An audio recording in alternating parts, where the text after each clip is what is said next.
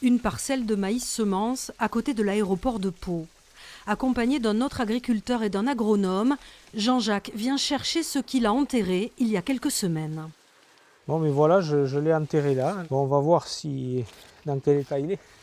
Un slip, ou plutôt ce qu'il en reste, enfoui il y a 2 mois.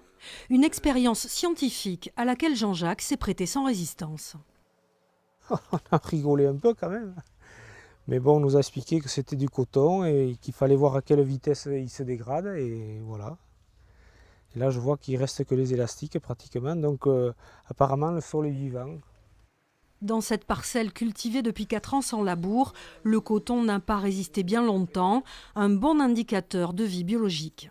Plus il va y avoir finalement de vie biologique, de petits organismes capables de dégrader le coton, qui est la matière biologique, mais plus ça signifie qu'il y a de vie dans le sol.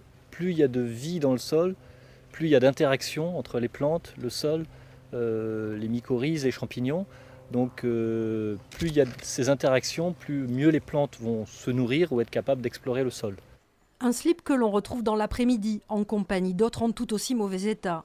Une quarantaine enfouis dans tous les départements, sous tout type de sol pendant 1 ou 2 mois. Une idée venue du Canada pour promouvoir des pratiques plus responsables. C'est vrai que c'est assez ludique et assez fun, donc l'idée c'était de pouvoir sensibiliser, de faire un peu le buzz autour de nos actions sur l'écologie des sols.